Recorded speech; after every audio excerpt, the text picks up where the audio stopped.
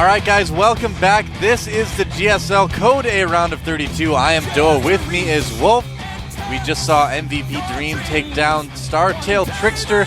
And, I actually talked to the MVP coach after that game a little bit. And this is a really good example of how the teams kind of look at these things. I talked to the coach and I was like, oh, good job, Dream won everything. And he's like, yeah, but I think game's kind of bad. So that's it's cool to see the coaches be like, well, yeah, he won, but it looks like we have some things to work on. Just shows you how seriously these guys take the game too. It's really cool. I mean, they don't let it go to their heads, basically, is what I'm saying. It's kind of cool to see. When they ride the subway back home together, the talk isn't going to be all like, high fives. Exactly. All right, why did you engage like this? Exactly. And that's what's going to be happening. I think Dream's going to have to run some extra ladder laps for that series. But here we go. Let's move on to our next one. This is one that's going to be exciting to everybody. We have got FXO Lucky. He's going to be our Zerg player in this matchup, and I think most people are going to be here to see the other guy. But let's talk about Lucky now. He's on your team. What can you tell us about this guy? Well, I'll tell you right off the bat that his worst matchup is ZVP. He feels the least comfortable in that matchup. And his other matchups are pretty solid. We've seen his ZVZ is pretty good. His ZVT is his best matchup. Okay. And, his ZVP is something that he's himself said that he could definitely work on. I didn't talk to him personally today about it, but I'm sure that he's not really feeling that nervous. He's pretty confident playing against a foreigner, as most Koreans are. Understandable, yeah. Even though he doesn't have that many GSL results himself, he knows he's got the potential to win. And for most Koreans, going against a foreigner actually makes them feel really confident. In most cases. Now you are now. What was I going to say? Oh, never mind. I forgot. But look at that. It is Naniwa, formerly of the team Dignitas, just left apparently. Well, he's still part of the team, but he's decided not to extend his contract, right? Okay, so I guess he is still Dignitas Naniwa for now. Yeah, so not for much longer though, apparently. Yeah, not for much longer. A lot of team changes recently these past few months. There really have been, yeah. A lot of people joining teams, a lot of people switching teams. But I like it. It's a good, tumultuous period of change for esports, and it's all going to be for the better in the end. Yeah, I mean, it needs to happen. Players are going to move around and find the best fit for them. It's natural. Well, we talked to Naniwa a little bit before his match, and he seemed confident, but he also seemed a little tired today. He didn't have his usual spirit. Naniwa is a guy, if you guys have never met this guy, he's a very interesting character, and he usually has a lot of energy, but today I didn't feel like it. Maybe I think he's really focused. I think he's focused on the game a lot. He acted confident, but yeah, I think he might actually be a little bit nervous here. I don't know. I mean, it's hard to tell with this guy. He's a player that I don't really think gets too nervous too often in games, but it is the GSL. We'll see what happens. They're holding hands. They just reached across the middle. Thanks a lot, John. I'll never unsee that now. All right, well, the maps are going to be Antigua Shipyard, Terminus, and Crossfire. And I believe it was FXO Lucky that actually took out Thorzane last season, wasn't it? I believe? No, Thorzane actually took... No, I don't remember. Yeah, well, he won one game, but he ended up losing the series. Well, the game is loading. Game 1, who's going to come out on top? Can Naniwa be our third foreigner to make it to the round of 16 this season? We're going to find out. This is the GSL Code A.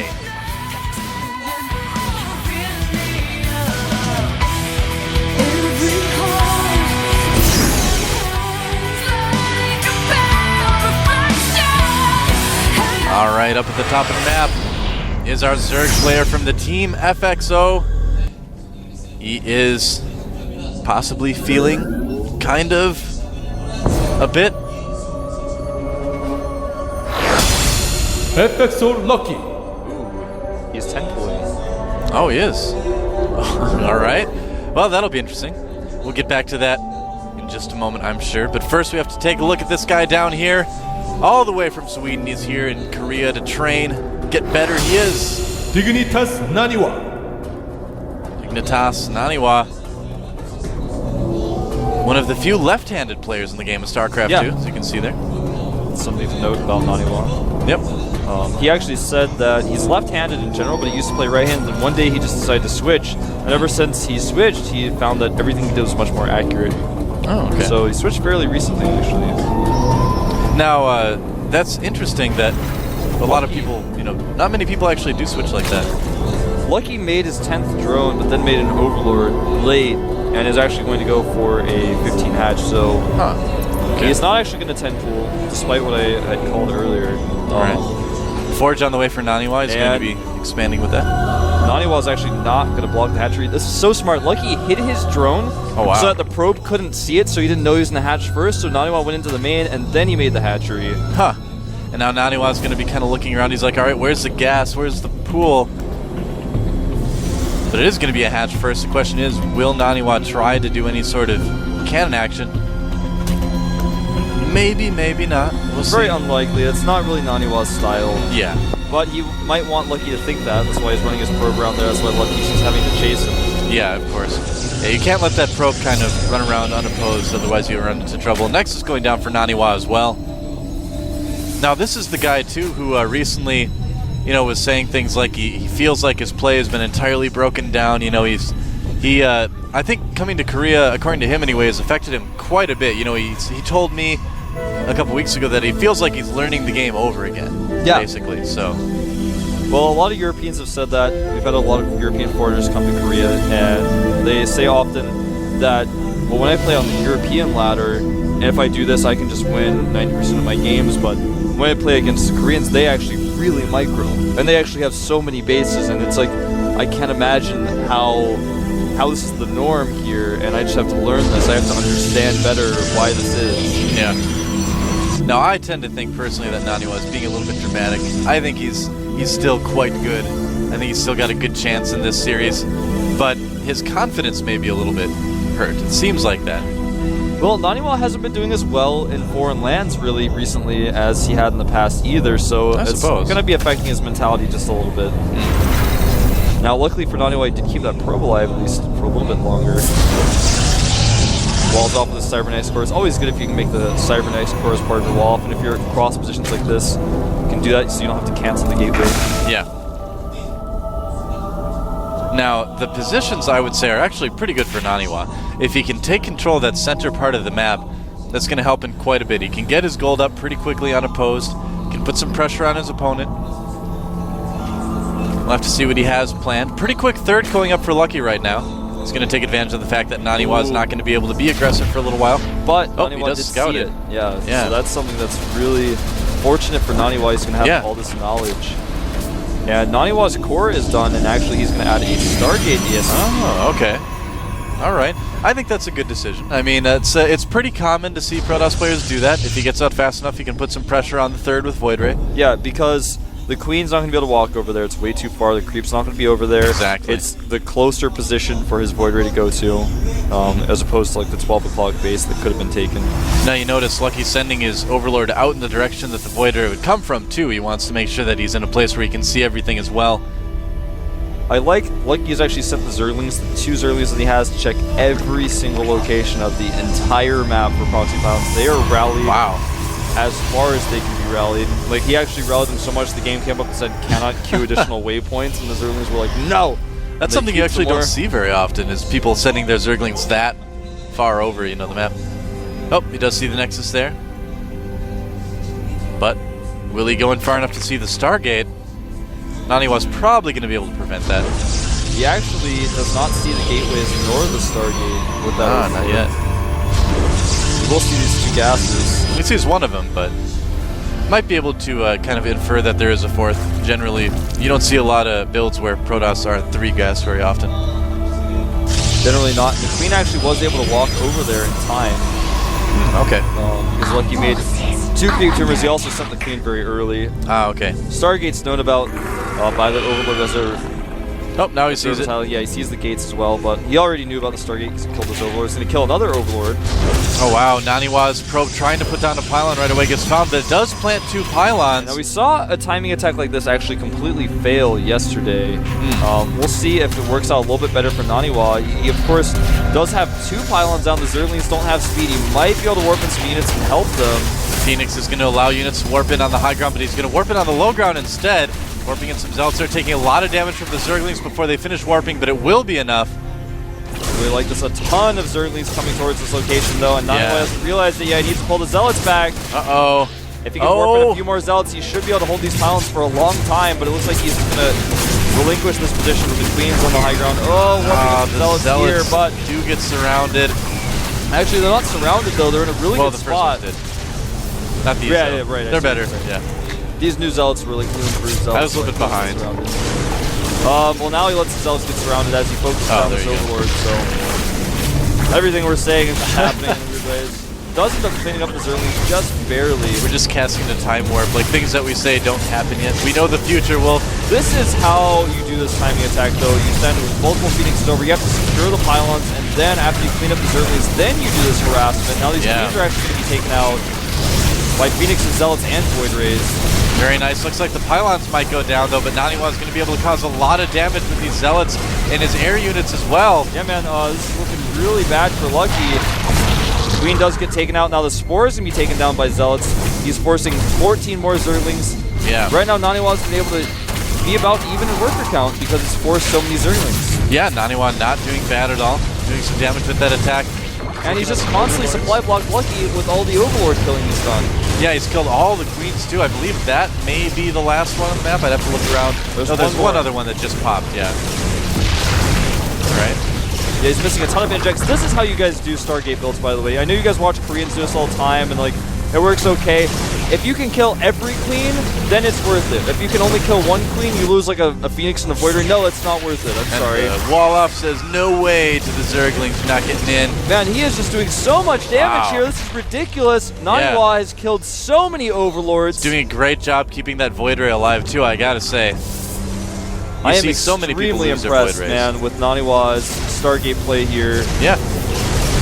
See what I mean? He was saying how nervous he was and how bad he thought he got. I didn't think that. Look at how many Overlords he's managed to kill. Look, he's going to kill another Queen here as well.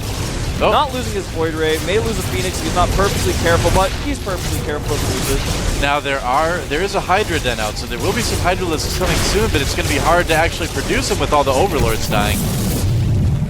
He's making one Hydralisk to rule them all. Now he can actually use the Zerglings to clean up the Watchtower if he wants to, or excuse me, the Void Ray to clean up the Zerglings on the Watchtower. Yeah, Lucky's making like 7 Overlords at a time. I mean, it's a lot of resources being pumped into this. And Naniwa is actually slightly down on supply despite all of this harassment, but it's because he's been spending a lot of time powering up. He's going to take a 3rd base right now. And, you know, he did lose a few of those Phoenixes, but he's just got better units right now. Well, it's kind of cool to see how low Naniwa's money is, too. You know, after all that micro and harassment, he was able to still keep macroing through all that, too.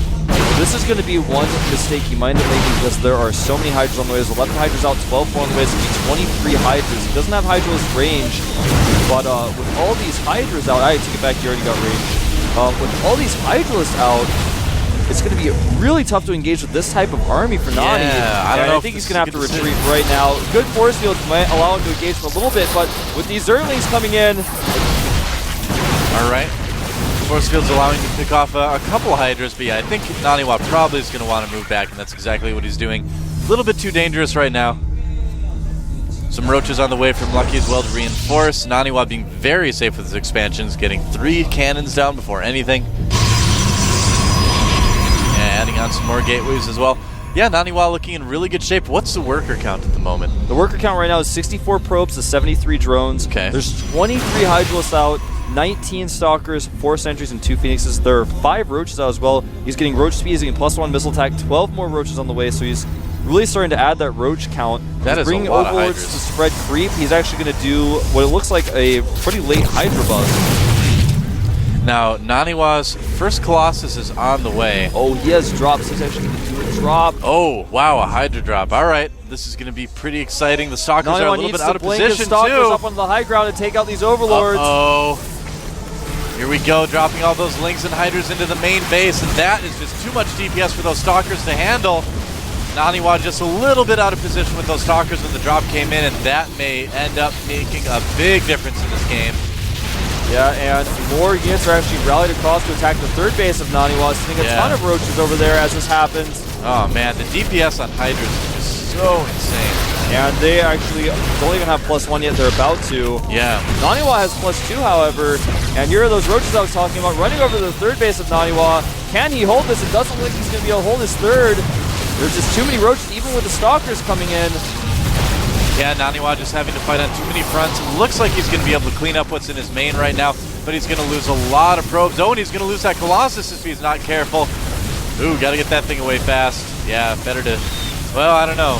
This game is basically over, unfortunately, for Naniwa. He just couldn't defend against as many attacks, and I think maybe, looking back at this game, I think his Stargate play would have been better off going for the third base location rather than going for the main. That could very well be true, yeah. I mean, he killed a lot of Overlords, killed a lot of Queens, but didn't really damage the economy too much, didn't really kill any probes. And he took his third really late. And, you know, I said he was powering up a little bit. He only added a few more gates. If he had added a lot more and just continued to control the middle of the map, this wouldn't have been able to happen. Oh, another drop coming into the main. Here we go again. The probes making a run for it. This time it's mostly roaches. Naniwa did clean up the third, but all his probes died. Colossi there being micro-backed. The Nexus is going to get taken out. And another attack at the third. Naniwa is ready with a couple roaches, but not enough. Yeah, I think just looks really grim for Naniwa right now. He's targeting down the third base with those roaches. Oh! Gets it. Yep. Nexus in the main and the third are destroyed. And the roaches are still in the main, killing Twilight Council. A lot of gateways have fallen. Yep. And Naniwa just sticking in this game. Yeah, he's about 100 supply behind right now. I mean, right now Lucky is on 4 bases, including the gold. Roaches are attacking his only mining base. He has no answer for them. He's sending the rest of his units home. And he's actually just going to engage and trade here a little bit. Remaxing, making more and more roaches back home. Yep. He's got Corruptors out already. Now it's the game, like you said, I mean, there's not a whole lot that Naniwa can do to really come back and win this. I mean, he's essentially on 1 base. He's essentially on 3 gateways. He's producing Colossi, but he just doesn't have a lot to back it up right now. In the meantime, Lucky has taken the gold as well, as you can see there. Yeah, he's controlling the center. He's got so many Hydras. GG! Yep, there it is. So, Naniwa, you know, looking like he was doing some damage early on, but Lucky sticking in it, macroing well and getting the win. He didn't multitask as well as he needed to be doing while he was doing that harassment. His micro control with those Void Rays and Phoenixes was excellent, but back at home his macro was just slipping a little bit. Naniwa pretty upset, obviously, with that. MVP coach coming in there, actually talking to him a little bit. Yeah. And in case you're wondering about that, Naniwa's staying at the MVP house right now, isn't it? Yeah. So that's where he's practicing. So coach is trying to support him there a little bit. But definitely an upsetting loss, especially when you feel like you're doing some damage early on, and then your opponent just comes back and basically rolls over you. I mean, it was a smart idea by Lucky to go for the drops. I don't think Naniwa was really expecting that. Yeah.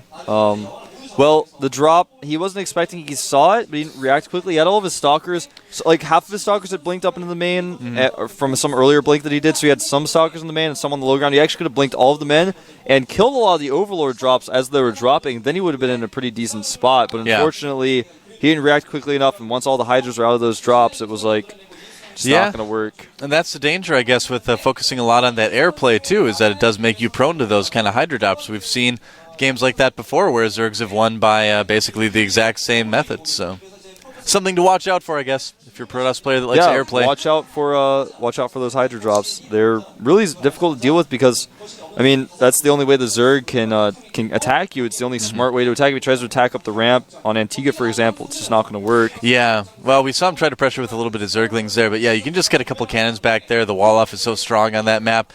So yeah, Lucky played it well. Naniwa didn't play bad, but didn't end up working out. But it's only game 1. Game 2 is going to be on Terminus, a larger map.